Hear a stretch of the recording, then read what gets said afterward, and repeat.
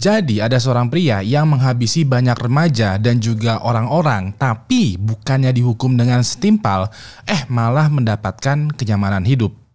Gini ceritanya.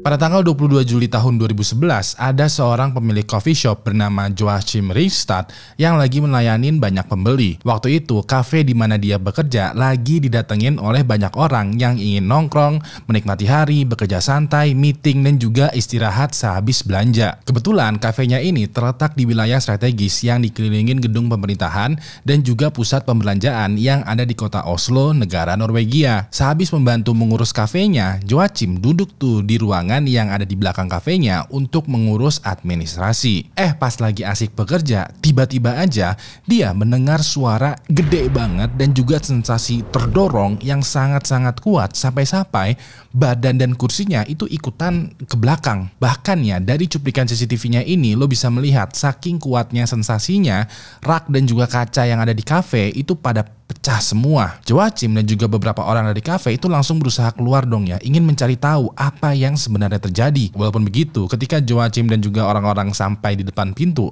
mereka masuk lagi ke dalam kafe karena punya firasat kalau bahayanya tuh masih akan berlanjut. Joachim juga berinisiatif untuk melaporkan kejadian ini ke polisi, tim medis, damkar, dan juga semua pihak berwajib karena situasinya ini kayaknya udah darurat banget. Gak lama kemudian, seluruh pihak berwajib itu tadi udah berkumpul di sekitaran kafenya Joachim. Pada saat mereka berkumpul, pemandangan yang ada di sekitaran kafenya itu benar-benar mengerikan banget. Semua jalanan berantakan, mobil-mobil pada hancur, kaca jendela semuanya pada pecah, ada asap hitam tebal bermunculan dari sisi gedung, bangunannya mau rontok, bahkan juga ada yang hampir mau rubuh. Joachim yang bingung melihat pemandangan aneh ini itu bertanya kepada salah satu polisi yang lagi melakukan upaya penyelamatan. Pas ini polisinya menjawab, telah terjadi ledakan di gedung pemerintahan. Setengah jam kemudian, pemerintah negara Norwegia dengan resmi mengumumkan bahwa negaranya itu sedang mengalami keadaan darurat nasional. Ledakan yang terjadi di salah satu gedung pemerintahan diketahui cukup besar sampai-sampai suara, tekanan, dan jarak kehancuran itu terasa hingga 11 km dari pusat ledakan, yang artinya iya, ledakannya itu besar banget dan pemerintah berhipotesis kalau ledakan tadi merupakan ulah dari teroris. Pemerintah pun langsung membagi seluruh pihak berwajib yang terlibat ya menjadi 2 tim. Tim pihak berwajib yang pertama itu berfokus pada evakuasi dan juga penyelamatan orang-orang yang terkena efek ledakan. So far udah ada 8 orang yang meninggal akibat ledakan ini dan masih ada ratusan orang yang terluka yang harus diselamatkan. Lalu tim pihak berwajib yang kedua berfokus pada mencari tahu tentang ledakan ini. Pemerintah ingin tahu siapa pelakunya, apa motifnya, dan juga bagaimana langkah selanjutnya. Pokoknya pemerintah ingin tahu semua hal tentang pelakunya. Tim pihak berwajib pertama waktu itu menjalankan evakuasi kepada orang-orang yang terjebak di dalam gedung dan juga kereta bawah tanah. Nantinya orang-orang yang terluka itu bakalan dibawa dan dirawat di rumah sakit yang jaraknya tuh agak jauh dari TKP. Selain itu juga tim pertama membuat jalur dan juga memimpin orang-orang yang ingin evakuasi mandiri. Mereka kayak membimbing orang-orang yang selamat dan tidak terluka untuk keluar dan menjauh dari TKP karena mereka semua takut dengan serangan susulan. Di lain pihak, tim pihak berwajib kedua itu mulai mencari info, intel, dan juga petunjuk untuk mencari tahu apa yang sebenarnya terjadi. Nah, setelah dicek seluruh cuplikan CCTV di sekitaran TKP, tim kedua itu ngelihat ada nih sebuah mobil van berwarna putih yang parkir di belakang gedung pemerintahan beberapa saat sebelum terjadi ledakan. Gak lama kemudian, keluar tuh satu orang dari mobil van ini. Orangnya ini penampakannya itu kayak memakai baju serba hitam, helm hitam, dan juga celana begi berwarna hitam. Lalu selang sekitaran 5-10 menit kemudian, mobil van putihnya ini meledak menghancurkan gedung dan daerah sekitarannya. Dari cuplikan CCTV inilah tim kedua berfirasat kalau pelaku masih ada di sekitaran TKP. Pasti dia kaburnya belum jauh nih. Kita harus mengisolasi TKP supaya bisa menangkap pelaku. Nah, pada momen ini sempat tidak sinkron nih ya antara tim pertama dan juga tim kedua. Ibarat kata, tim pertama ingin orang orang-orang segera keluar dari TKP supaya aman. Sedangkan tim kedua ingin orang-orang tidak segera keluar karena pelakunya masih ada di antara kita. Pas lagi berusaha untuk sinkron ya, operator panggilan darurat waktu itu mendapatkan telepon yang melaporkan kalau ada aksi penghabisan massal di Pulau Utoya. Sedikit informasi ya, Pulau Utoya adalah sebuah pulau yang terletak di Danau Tirif Jordan, sekitaran 38 km dari kota Oslo yang bisa ditempuh melalui kapal bot atau kapal feri. Pulau Utoya ini bisa dibilang adalah pulau kecil gitu yang ada di tengah danau yang luasnya cuma sekitaran 10 hektar dan bentukannya seperti love. Nah, pulau ini sangat terkenal di kalangan warga lokal sebagai tempat untuk camping, retreat, liburan, meeting besar, studi tour, dan berbagai macam kegiatan lainnya. Pokoknya Pulau Utoya itu adalah tempat wisata yang terkenal family friendly banget. Maka dari itu operator heran kalau ada laporan penembakan dan juga penghabisan massal di tempat ini. Nah, dikarenakan kebanyakan pihak berwajib lagi pada fokus di ledakan bom, operator waktu itu hanya bisa mengirimkan satu helikopter penyelamat ke Pulau Utoya. Satu helikopter penyelamat ini ditumpangin oleh kru helikopter, polisi, dan juga seorang wartawan yang bernama Marius Arnesen. Dan begitu helikopter terbang di atas Pulau Utoya, pemandangan yang mereka lihat juga nggak kalah mengerikan dari ledakan kota Oslo. Di momen ini ya, pilot helikopter memutuskan untuk mengambil posisi di dermaga, ingin landing nih. Sayangnya pada saat mau touchdown, orang-orang yang ada di helikopter notice kalau ada yang menembakin mereka menggunakan senjata semi otomatis. Pilot berinisiatif langsung naikin lagi dong helikopternya dan menjauh dari dermaga lalu melaporkan temuan mereka. Pas ini pihak berwajib bingung karena kasus ledakannya aja tuh belum selesai loh. Kok sekarang ada kasus penembakan? Jenjang waktu di antara kasusnya ini cuma 2 atau 3 jam doang loh. Apa jangan-jangan kasusnya saling berkaitan ya? Kira-kira apa yang sebenarnya terjadi?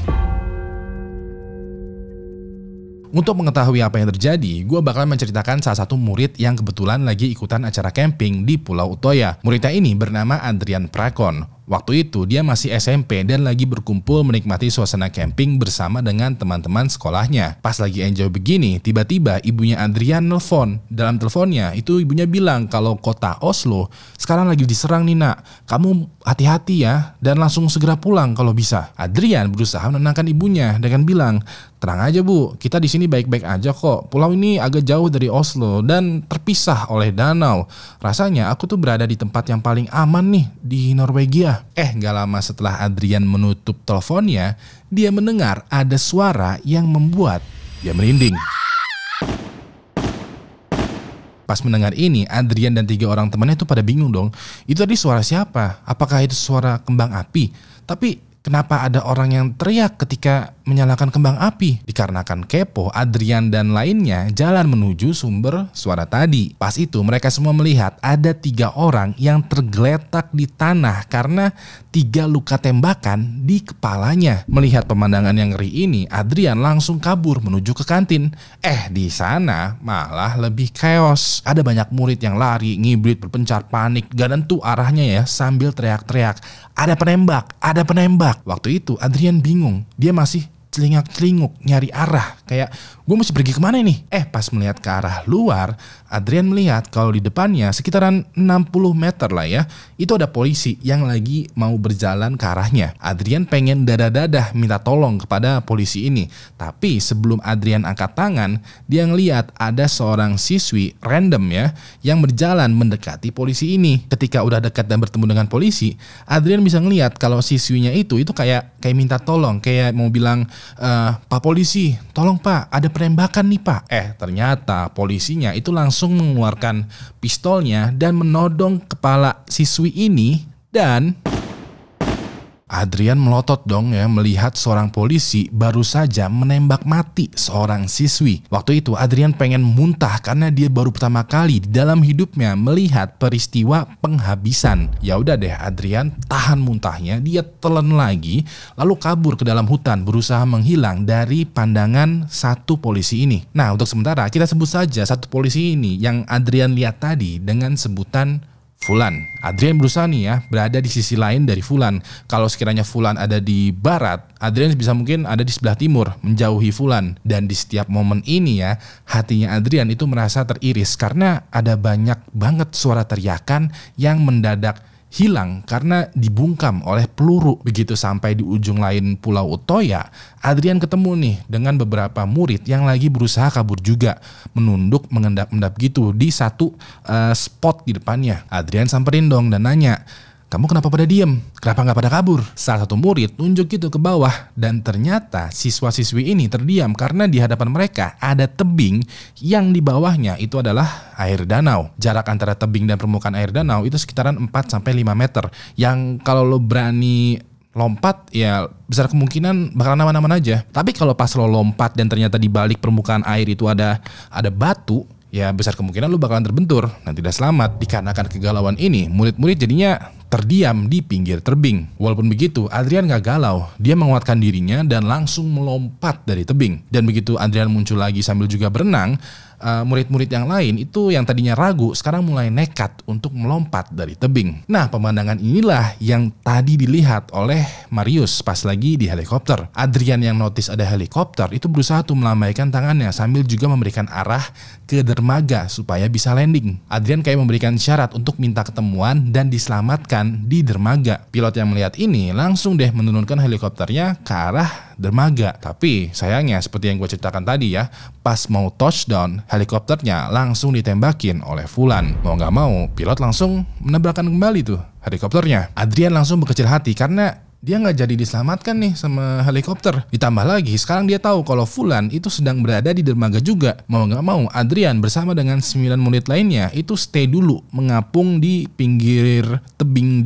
danaunya itu. Beberapa saat kemudian melalui diskusi singkat ya, Adrian dan 9 murid lainnya itu berkesimpulan kalau mereka semua nggak bisa nyebrang ke daratan lain, ke mainland. Mereka semua nggak kuat, airnya dingin. Yang ada kalau dipaksa nekat mereka bakalan mati tenggelam. Ya udah deh, mau nggak mau Adrian dan 9 orang murid lainnya itu naik lagi ke Pulau Utoya melalui pinggiran tebing. Sayangnya pas udah sampai di dermaga, Fulan muncul dari balik pohon besar dan langsung menodongkan becengnya. Fulan pas ini berteriak, "Aku akan membunuh kalian semua. Kalian semua itu harus mati hari ini." Adrian dan semua murid itu pada kaget, kegep, mau panik tapi nge-freeze, mau kabur tapi kaki gemeteran, mau pasrah tapi takut mati juga. Gak ada yang bisa Adrian dan murid ini lakukan selain nangis, minta tolong, teriak, minta ampun, dan juga minta untuk jangan dibunuh. Adrian pun secara refleks itu merem sambil juga menutup kepalanya karena dia nggak pengen melihat dirinya itu kena tembakan.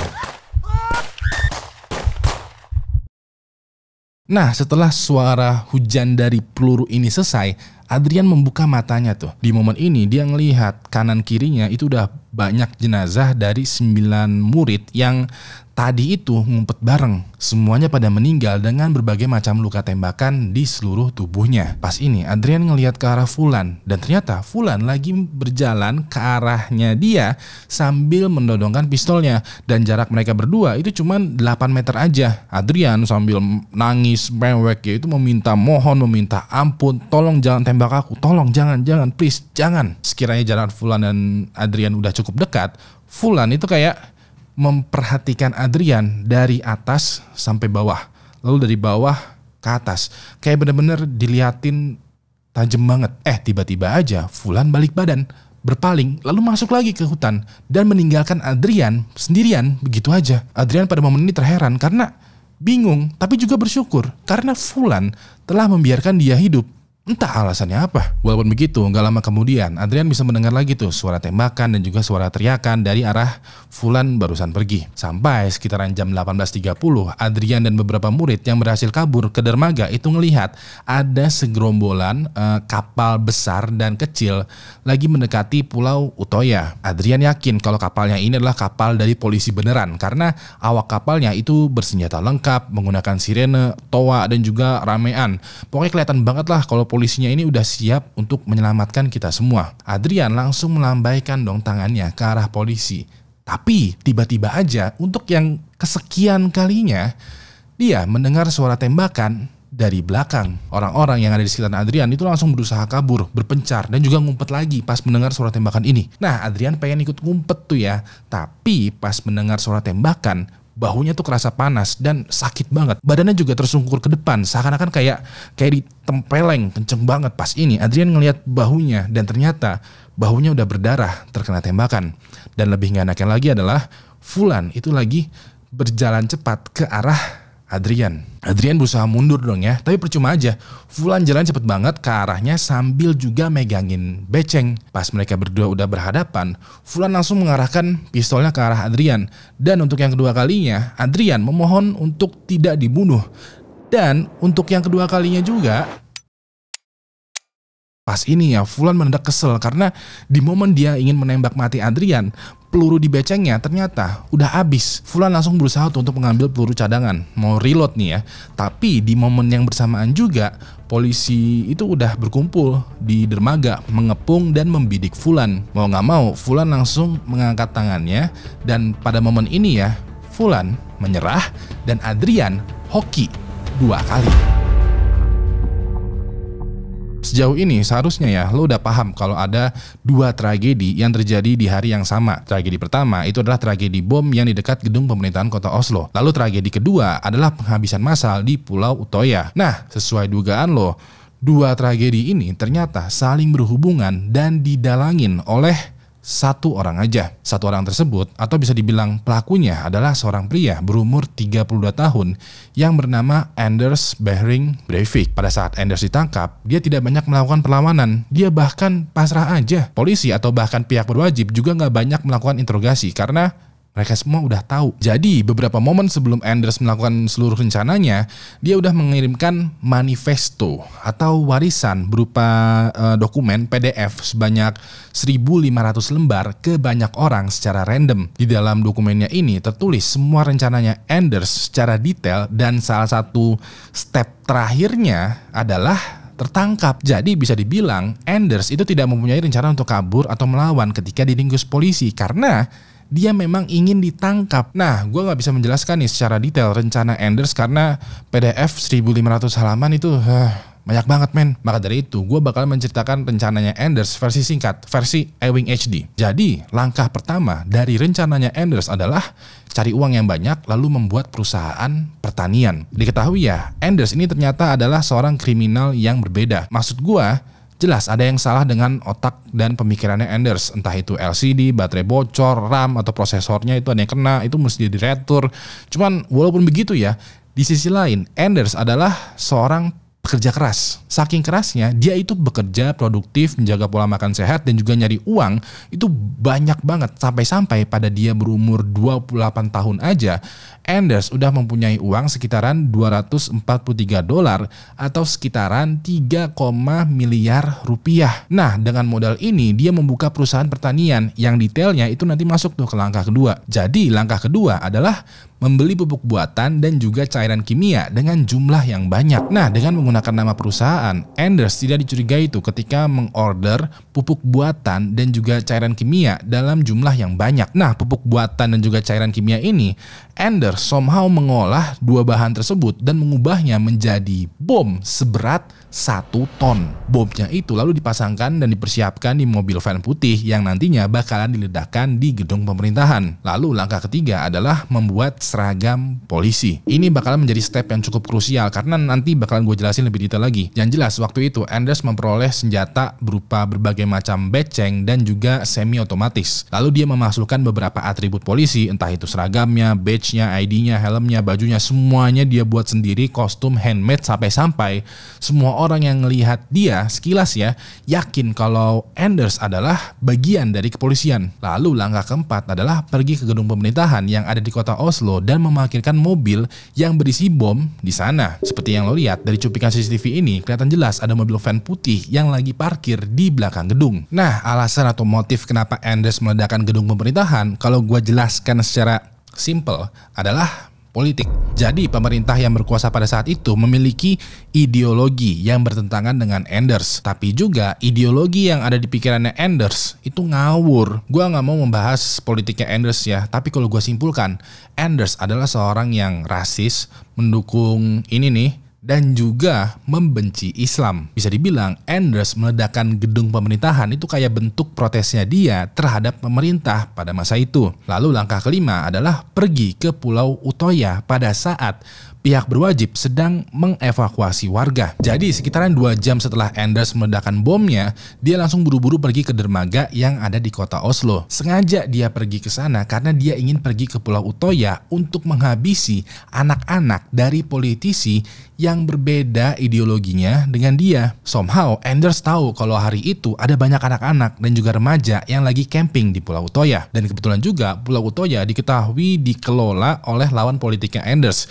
Jadi bisa dibilang dia datang ke Pulau Utoya sebagai bentuk protes. Nah, supaya rencananya bisa berjalan dengan mulus, Anders berpakaian menggunakan seragam polisi yang udah dia persiapkan. Anders paham betul, begitu bom diledakkan, pemerintah pasti langsung mengerahkan banyak polisi ke TKP. Dan karena Anders berpakaian seperti polisi, dia bisa tuh menyamar di tengah keramaian polisi. Begitu sampai di dermaga, Anders tadinya nggak boleh keluar atau pergi ke Pulau Utoya karena pihak berwajib telah menerapkan karantina. Nahkoda kayak menolak mengantarkan Anders karena pihak berwajib tidak memperbolehkan orang untuk keluar dari sini. Tapi Anders bilang ke Nahkoda kalau dia mendapatkan perintah langsung untuk mengevakuasi orang-orang yang berada di Pulau Utoya. Yang jelas-jelas perintah ini adalah kebohongan belaka secara Anders adalah polisi gadungan. Nah, dikarenakan Anders berpakaian seperti polisi, lengkap dengan ID, badge, senjata, dan juga alasannya masuk akal, Nahkoda bersedia tuh mengantarkan Anders ke Pulau Utoya. Lalu langkah keenam adalah penghabisan massal. Begitu sampai di sana, begitu Nahkoda kembali ke Pulau Oslo, Anders ketemu dengan 2 orang penjaga pulau dan 1 kepala pulau. Di momen ini, Anders SSI, speak iblis gitu ya, kalau dia ingin memberikan edukasi dan juga evakuasi karena ada serangan teroris di kota Oslo yang padahal pelakunya adalah dia sendiri. Dan setelah bullshit ini, Anders langsung menembak 3 orang barusan. Kemudian secara random dan membabi buta, Anders menembak seluruh orang yang ada di Pulau Utoya kecuali orang yang berpenampilan atau diduga sepemahaman dengan dia. Nah, Anders sempat tuh memberikan kesempatan Adrian untuk hidup. Besar kemungkinan pada momen ini Anders yang melihat penampilannya Adrian berpikiran, wah ini temen gua nih, kita sepaham nih dan senasib nih. Yang pada kenyataannya Adrian tidak sepemahaman dengan Anders. So ya, Adrian ini emang hoki aja. Walaupun begitu, korban tewas akibat aksinya Anders itu totalnya mencapai 77 orang, di mana 8 orang tewas akibat serangan bom dan 69 orang tewas akibat dihabisi ditembaki oleh Anders. Plus ratusan orang luka-luka. Lalu langkah ketujuhnya adalah ditangkap.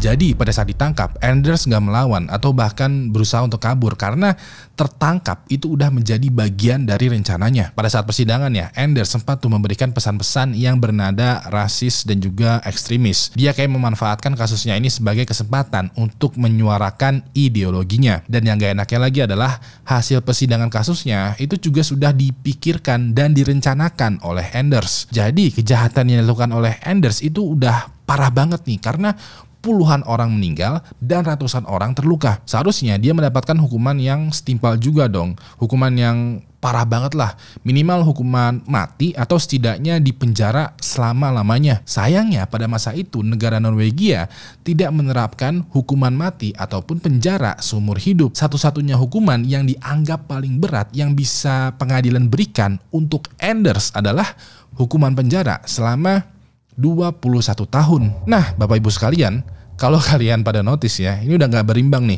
Masa iya menghabisin 77 orang dan melukai ratusan orang cuma mendapatkan hukuman 21 tahun? Aneh dong ya. Dan yang paling gak enaknya adalah penjara di Norwegia itu termasuk ke salah satu penjara paling nyaman di dunia. Kalau lo berpikiran foto-foto ini adalah foto dari salah satu kamar hotel yang ada di Jakarta, Bandung, Jogja, ataupun Bali, tebakan lo salah men. Foto dari kamar yang kelihatannya estetik dan IKEA banget ini sebenarnya adalah kamar penjara di negara Norwegia. Lo lihat deh ya, di situ ada TV dan juga kulkas mini. Ada juga colokan listrik. Bahkan jendelanya itu terbuka lebar men. Gimana ceritanya penjara dengan jendela terbuka lebar? Hah? Gue yakin nih ya, kamar penjara di negara Norwegia itu lebih bagus daripada kamar-kamar tidur kita. Dan gak cuman kamarnya doang yang bagus, tapi juga fasilitasnya. Men, itu terbilang mewah banget. Jadi di penjaranya itu ada lounge, di mana para narapidana itu bisa ngumpul, duduk santai, dan juga nonton TV. Selain itu, ada juga fasilitas dapur bersama, di mana semua narapidana itu bisa masak dan makan bareng. Bahkan ada juga gym dan teater, di mana semua narapidana itu bisa menghibur dirinya. Melihat foto-foto ini, semakin yakin kalau penjara di Norwegia itu jauh lebih bagus daripada rumah kita yang ada di Indonesia. Sejauh pengetahuan gue ya, sengaja negara Norwegia itu ngebuat penjaranya semewah ini karena pemerintahnya itu tidak melihat penjara sebagai hukuman, melainkan sebagai rehabilitasi. Jadi penjara itu bukanlah sarana untuk menghukum atau bahkan menyiksa kriminal, melainkan sarana untuk ngebuat kriminal bertaubat supaya bisa berfungsi lagi di masyarakat. Makanya penjaranya dibuat mewah dengan fasilitas yang cukup lengkap. Sekarang balik lagi nih ke Anders. Jadi Anders kan mendapatkan hukuman penjara selama 21 tahun, yang mana kamar dan juga fasilitas penjaranya itu cukup mewah nih. Gue rasa ini agak aneh ya, karena hukuman sih hukuman, penjara sih penjara, tapi kok kayaknya enak ya. Gue yakin deh beberapa di antara lo gak keberatan kalau di penjara, di kamar dan fasilitasnya begini. Udah teh kelihatannya enak, nyaman, terus makan tinggal makan. Terus juga ya, kalaupun Anders dimasukkan ke penjara nih selama 21 tahun, lalu 21 tahun kemudian dia bebas karena masa tahanannya selesai. Berarti enak dong ya, selama 21 tahun kemarin dia tinggal di fasilitas yang mewah dan nyaman. Terus juga andaikan kalau Anders udah bebas nih ya, lalu dikasusin lagi, dimasukin lagi ke pengadilan, lalu dimasukin lagi ke penjara nih selama 21 tahun lagi nih. Berarti enak dong, selama 21 tahun kemarin tinggal di fasilitas mewah dan nyaman. Selama 21 tahun kemudian tinggal lagi di fasilitas mewah dan aman. Anders paham betul dan sudah dia rencanakan. Apapun yang pengadilan lakukan terhadap dirinya, dia selalu mendapatkan keuntungan. Dan sayangnya ini adalah salah satu video di mana endingnya itu gak enak.